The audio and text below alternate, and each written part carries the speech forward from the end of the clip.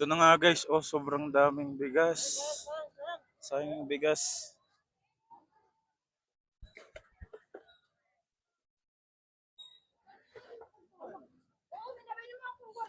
Pwede pa yan.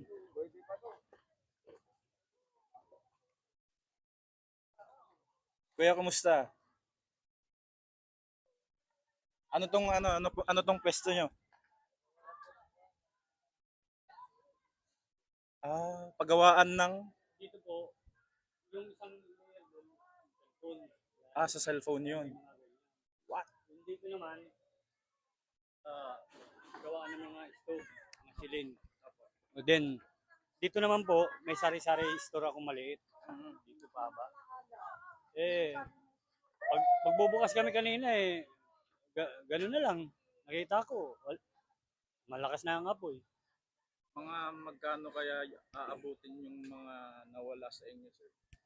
Kung dito lang kay Carlo, sir, malaki yun dahil kasi may mga para bang marami siyang pyesa dyan, parts.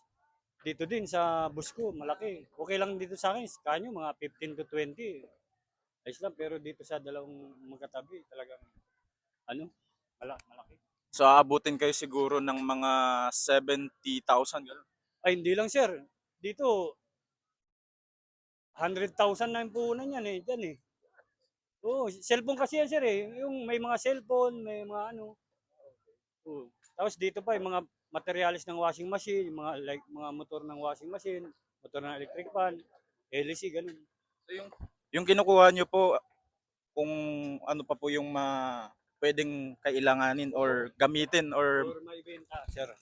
Yung may benta po para pandagdag din. Pambiling bigas o pambaon ng bata. thank you. Sige po, sir. Yan po. Ay, so, pwesto nyo? So, kamusta? 500 sacks, sir. 500 sacks. Oo.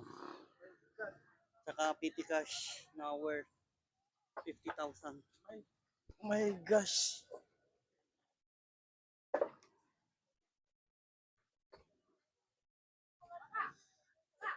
Wow. Sobrang daming bigas, guys. Ay po, kumusta po kayo? Kasan nyo po ito? Nandun sa likod. Sa likod. Nay! Interview na kayo, Nick.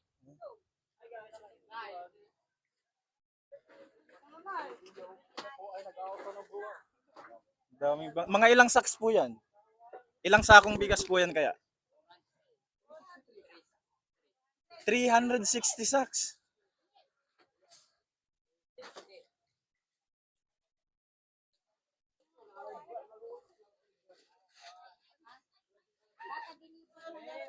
Ito guys, meron pang natabunan. Buti na lang may mga natabunan pa oh.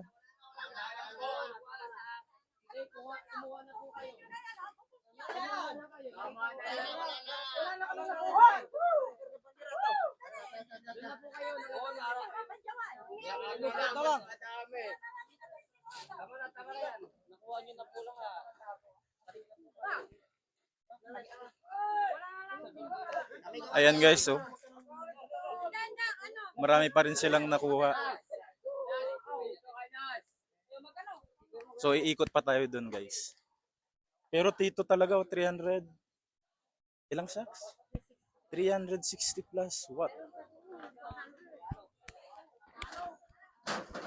So iikutin natin guys yung itong natupok.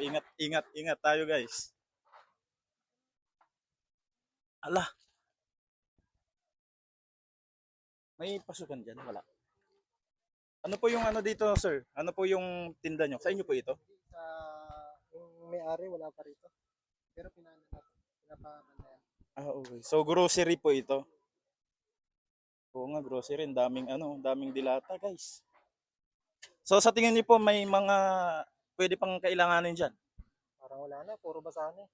Basahan ng tubig, tapos nagputukan na. Sige, sir.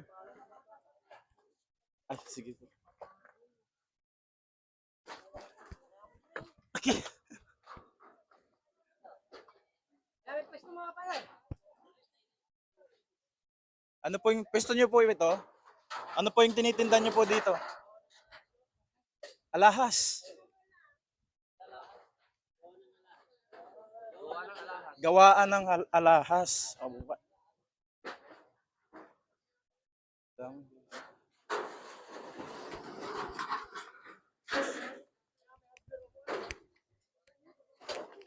May, kada ano ko.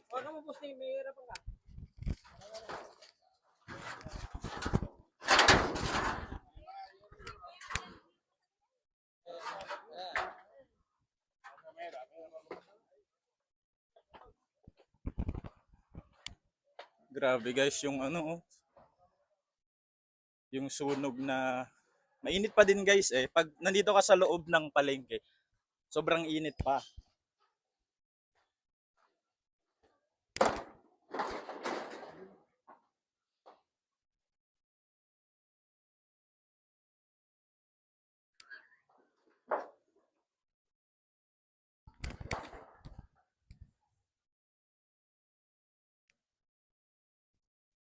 Kaya na guys, oh. Ito yung palengke papunta dun. Mausok pa din dito sir, no? Pero naabot pa din yan. Kung ka doon. Oh.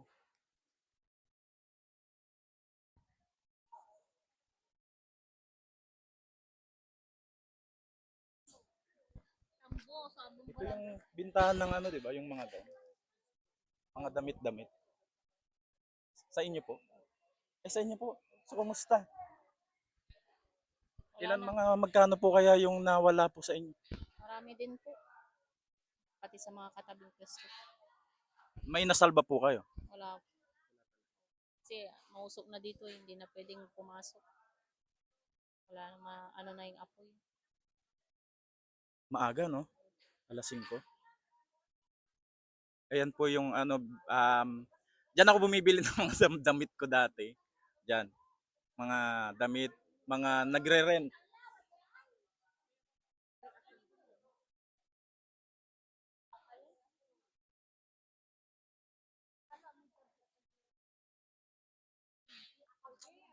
Kayo po. Kayo po yung mga maano dito. May pwesto kayo dito?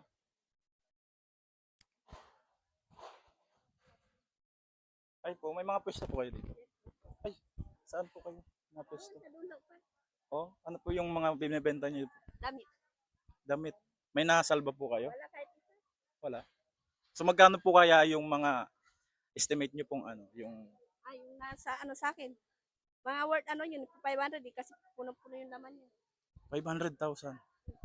So, ano po yung una na pong ano, gagawin para makapag-umpisa ulit? Hindi pa ngayon. Wala pa, wala pang ano. Parang ano po yung Parang mga na-blanco pa mixed yung utak. emotions niyo po yun na ano? Na-shock po ba kayo Blanco pa yung utak ko sa ngayon, sir. sa ngayon? So yun po, hindi po natin kasi masasabi yung ano naman, no? Grabe. Pumunta ako dito kaninang umaga. Talagang sobrang laki ng ano, yung apoy. Ayun na kami papasokin kasi sobrang lakas yung ano. Oo, para sa safety nyo din naman. Sige po. Salamat.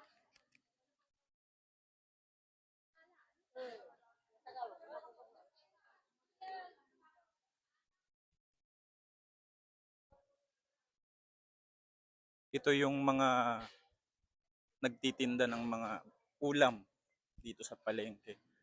Diyan, mga barbershop, parlor.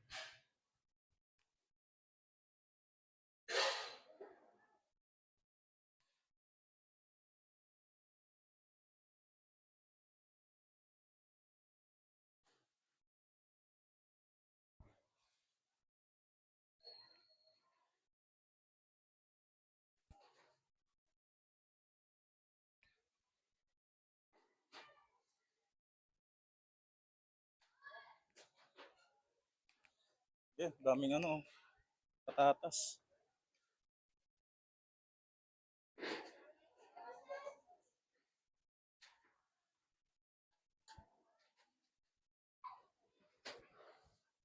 Sobrang usok pa din. nakikilay sa mag-anak yun. Kaya naalayo na natin na pagkakalang yan.